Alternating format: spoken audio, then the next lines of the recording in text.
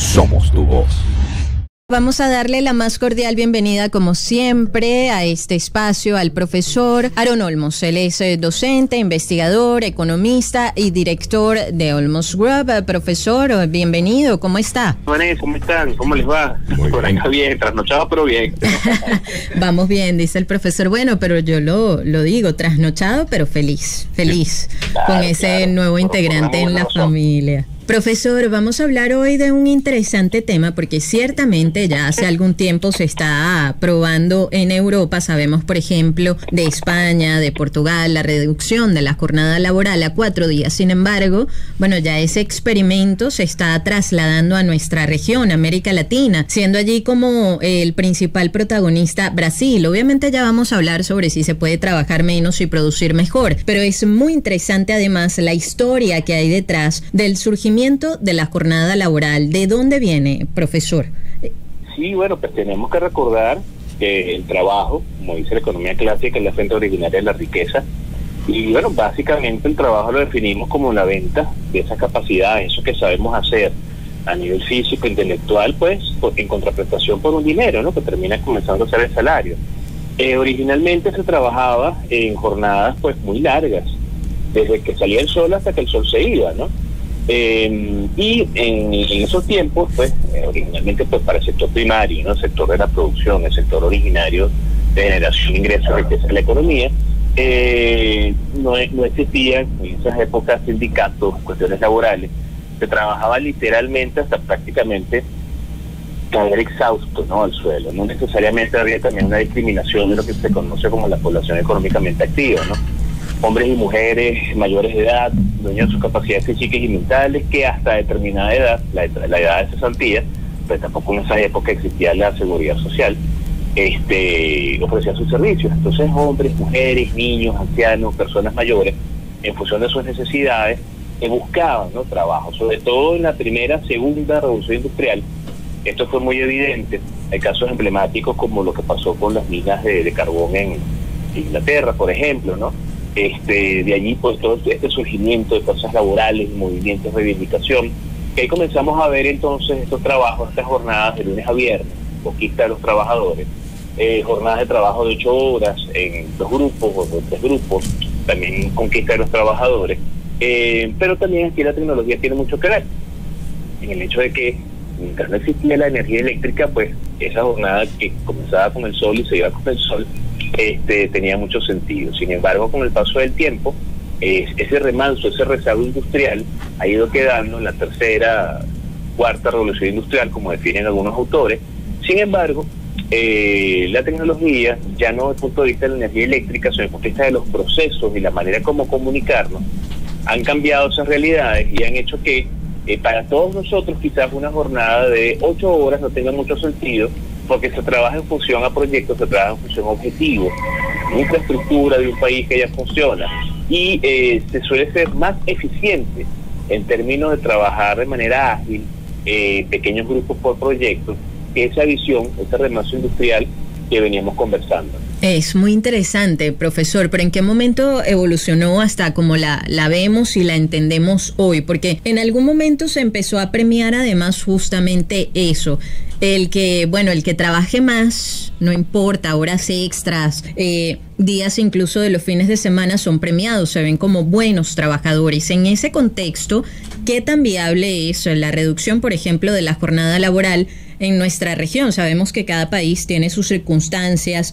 tiene sus características, pero se puede trabajar menos y ser igual de productivos o hasta más productivos. Bueno, mira, tú has dado en clavo una palabra importante, ¿no? La productividad. La productividad es la relación capital-trabajo, ¿no? Y esto tiene que ver con el hecho de que por más trabajadores que tú tengas, por más horas que tú le dediques a algo, si los recursos a nivel de factores de producción no están correlacionados con eso que quieres hacer, inclusive pueden ser ineficientes, ¿no? Te pongo un ejemplo, puedes tener un espacio de oficina donde generalmente caben por diseño 3 personas con 3 computadores para trabajar, ¿no? Imagínate que llenamos este lugar con 15 personas, ¿no? O sea, el espacio físico se agota y las 15 personas no todas tienen computadoras, ¿no? O sea, por más gente que tengamos, con los mismos recursos que están de manera dispar, no somos eficientes. Entonces la eficiencia a nivel de la productividad, en términos de la relación capital-trabajo, se ha premiado a partir de la cuarta y quinta revolución industrial, como dicen algunos autores, que es más tecnológica, ¿no? Y desde ese punto de vista se ha entendido a nivel de los países europeos que no tiene mucho sentido seguir trabajando 5 días a la semana, 8 horas al día, sobre todo con la lógica de los, ¿cómo se llama? De estos trabajadores digitales que son nómadas, ¿no? Que de hecho hay países que están dando visas a este tipo de trabajadores, que son personas expertas en áreas que no necesitan una oficina, que trabajan por proyectos y que efectivamente de manera ágil le permite a las personas ser más productivas. Ahora, ¿cuál es el impacto real que pudiese tener una medida de este tipo, la reducción de la semana laboral en la economía, profesor? Bueno, el empleo sigue siendo esta actividad pues laboral tan importante, ¿no? Económica de los países, que permite crecimiento, ¿no? del PIB. Un país donde nadie trabaja, imagínate tú hacia dónde va ese PIB, ¿no? Siempre necesitamos grupos de personas que estén prestando sus servicios por determinadas áreas, ¿no? Es decir, economía primaria, sector primario, secundario y terciario, es decir, producción, transformación, comercio y los servicios. Y no necesariamente el tema de los horarios laborales es igual para todo el mundo, ¿no? Quizás vemos esto más, el tema de la jornada de cuatro días, de menos de 8 horas, quizás más en el sector comercio y los servicios. Pero lo cierto es que el sector empleo, que es un indicador tan importante de crecimiento y desarrollo de los países, se puede ver afectado en términos más bien de productividad, porque otra vez, no por tener más personas en más espacio durante más tiempo logramos las cosas. Y yo creo que esto ha quedado totalmente claro, sobre todo después de la pandemia, ¿no? En la pandemia, hasta en espacios industriales, la gente se pensaba cómo vamos a seguir trabajando, ¿no?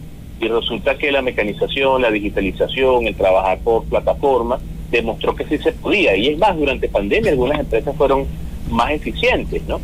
Porque se enfocaban realmente a lo que era necesario, ¿no? Y los indicadores de productividad también han ido cambiando. No es necesariamente que Guillermo, Vanessa y Aarón llegaron a las 7:50 y marcaron la tarjeta, salieron a las 12 y marcaron la tarjeta, regresaron a la 1, marcaron la tarjeta, y se fueron a las 5 y marcaron la tarjeta. De repente en ese lapso de tiempo no hicimos nada, ¿no? Y lo importante acá es el hecho de trabajar en función de objetivos y medir a través de indicadores. Bueno, mira, sí lo logramos. Aquí están los indicadores financieros, productivos, de mercadeo, se hicieron las ventas, establecimos comunicación. Y eso es lo que realmente se está orientando el resto del mundo ahora. Están escuchando a Aaron Olmos, docente, investigador, economista, director de Olmos Group. A ver, profesor, 2 interrogantes. Por una parte, ¿sí cree que hoy por hoy sea posible cambiar esa cultura que premia el exceso de trabajo? Y por otra parte, fíjese que usted hablaba también del surgimiento de los sindicatos. ¿Qué tan importante ha sido esta figura en eso del ejercicio laboral? ¿Cuán efectivos son? ¿Y por qué en el caso de Estados Unidos, bueno, de un tiempo para acá ha habido como una ola de sindicalización? Los empleadores, los dueños de los factores de producción, los dueños de los capitales, ¿no? Para las empresas, si los líderes sindicales son personas conscientes y coherentes de que su rol es un rol de reivindicación, es un rol de búsqueda de mejoras, de búsqueda de bienestar de los trabajadores, en términos de acuerdo, en mensajes de trabajo, con los directivos, con los dueños de las empresas, quizás el sindicato tendrá sentido y será un sindicato que logre cosas, ¿no? Ahora, cuando de alguna manera se pervierte, se distorsiona la idea de para qué existe un sindicato y de alguna manera esto se ideologiza, temas políticos y qué sé yo, bueno, ya pierde mucho sentido. Estamos hablando de países europeos, América del Sur, América Latina, sí. Por eso la figura del sindicato, bajo la lógica de algunos de desarrollos empresariales, suele ser no una molestia, pero sí algo complicado con lo cual trabajar, porque a veces, y esto tiene que ver con temas de comunicación, eso yo lo he hablado en algunos cursos, en varios momentos, si la comunicación no fluye y no se sabe bien qué está pasando, cuál es el estado de la empresa, quizás el que está del lado del trabajador dice, bueno, mira, estamos viendo más producción, aquí va a haber mucho más dinero, vamos a pedir una reivindicación laboral de punto de vista salarial, por ejemplo. Que puede ser que esta mayor producción es algo que se debía y no necesariamente esté traduciéndose necesariamente en mayor nivel de ingreso en estos momentos para poder inclusive hacer sustentable un aumento salarial. Entonces, estos temas cuando no se comprenden, los sindicatos tienden a ser no un problema, pero sí quizás algo complejo de manejar y llevar, que son necesarios, claro que sí. Las empresas en Estados Unidos, países europeos, están quizás un poco más en contra por el hecho de que, bueno, se puede parar la producción, se pueden tomar este tipo de medidas que ralentizan o inclusive anquilosan el proceso real de generación de ingresos, ¿no? Quien produce y tiene los factores de producción es dueño de estas empresas, estos espacios industriales, estos espacios tecnológicos, lo que quiere producir es generar bienes y servicios para generar más flujo de caja. Y es allí donde recordamos el tema de la explotación del hombre por el hombre, y las relaciones laborales hoy están mutando y están cambiando una situación en la cual no es que hay una relación de dependencia, sino una relación de complementariedad y acompañamiento del trabajador, que es muy importante, para que el industrial o el dueño de empresa o el dueño de los factores pueda lograr su objetivo también. Ahora, profesor, volviendo a eso de que estamos inmersos en una cultura que pareciera premiar más bien el exceso de trabajo, porque mientras más se trabaje mejor, ¿la relación en tiempo y productividad es directamente proporcional o no es garantía de ello? Mira, no necesariamente, pero ahí hay una regla muy importante, a mí me gusta mucho recordarla siempre, la regla de las 24 pulgadas, ¿no? Y básicamente las 24 pulgadas son 24 horas, ¿no? 8 horas para trabajar, 8 horas para estudiar, 8 horas para dedicarse a la familia. O sea, debemos tener espacio para todo. El hecho de que yo esté todo el tiempo trabajando no garantiza que tenga bienestar, y bienestar pasa por un bienestar físico, mental, intelectual, ¿no? No necesariamente más dedicación en tiempo frente a una computadora o estando en una oficina 12 horas se va a traducir necesariamente en una persona más exitosa que genere más ingresos.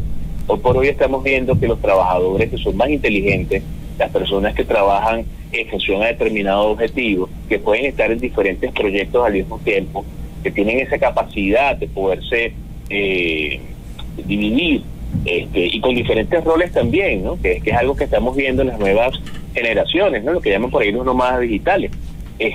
Son los que quizás les está yendo mejor, ¿no? Tenemos estos muchachos de 30 años, 28 años, son CEO de algunas corporaciones y trabajan en diferentes proyectos, en estructuras planas de unas nuevas formas de organización empresarial, que eso también ha ido cambiando. Ya no son tan jerarquizadas, tan verticales, son más horizontales, son más comunicacionales, son más relacionales a nivel de sistema, ¿no? Y eso ha ayudado también a que se entienda que no necesariamente estar 12, 15 horas en un lugar frente a una computadora necesariamente te va a generar más ingresos. Escuchan a Aaron Olmos, docente, investigador, economista, director de Olmos Group. Hay otra realidad que no solo experimenta Venezuela, sino justamente, diría yo, la mayor parte del mundo, que es la fuga de talentos. Esa reducción de la jornada laboral en alguna medida podría reducir esa fuga de talentos, ¿o qué es necesario para reducir esa fuga, profesor? Mira, la fuga de talento en principio la entendemos como la situación en la cual talento humano, recurso laboral, hombre, mujer, con un uso pleno de sus capacidades, experto en un área, dada la situación país, dada la situación de la empresa, la insatisfacción a nivel de relación laboral, la incapacidad de poder seguir creciendo de repente dentro de la propia estructura, vertical y horizontalmente, por ejemplo, toma la decisión de irse a otros espacios, otra empresa, a otros espacios, otro estado, otro espacio, otro país, ¿no? El tema con esto es que cuando es hacia otro país, ese talento aporta el Producto Interno Bruto de otras naciones con lo que saben.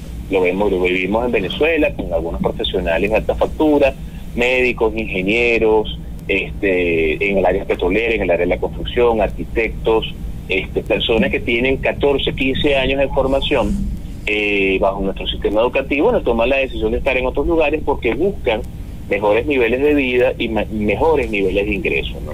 Esto efectivamente pudiese significar la reducción de esta cantidad de horas, una posibilidad, de repente una persona con alto nivel de formación, inclusive en arte y oficio, una persona que es muy buena haciendo algo desde el punto de vista físico, ¿no?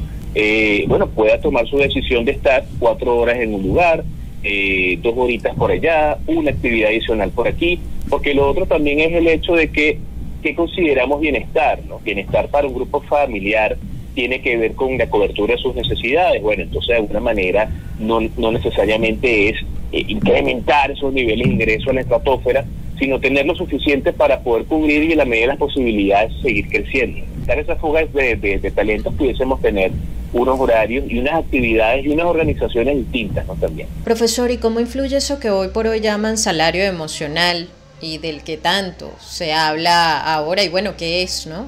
Claro, el hecho de también saberte no un elemento más de una gran infraestructura, un gran mecanismo, como de alguna forma las empresas te hacen ver, donde es importante, tú bien lo dices, salario emocional, donde es importante la cercanía con el trabajador, ¿no? A veces el gerente le reclama al trabajador porque no rinde, y el gerente no se ha paseado por la idea de preguntarle, ¿y qué le pasará? Cuando se siente y le pregunta, no está, Profesor, creo que está en movimiento porque lo estamos empezando a perder, pero bueno, creo que quedó clara la idea y como siempre le agradecemos muchísimo por haber estado con nosotros. Recuérdenos sus coordenadas, a ver si le copiamos. Como claro, sí, siempre todo. Bueno, lo repetimos nosotros, Aarón Olmos 1, así lo pueden encontrar en redes sociales. Gracias, profesor, que tenga feliz día. Allá al final le estábamos copiando con un poquito de dificultad, pero era Aarón Olmos, economista, docente, investigador y director de Olmos Group con nosotros, hablando sobre este proyecto que ahora aterriza en América Latina, este experimento. Brasil, Ecuador, Colombia también lo está probando. Reducción de jornada laboral a 4 días. Queremos escuchar tu voz. 0414-119-7230. Envíanos un SMS o WhatsApp con tu comentario o denuncia. 0414-119-7230.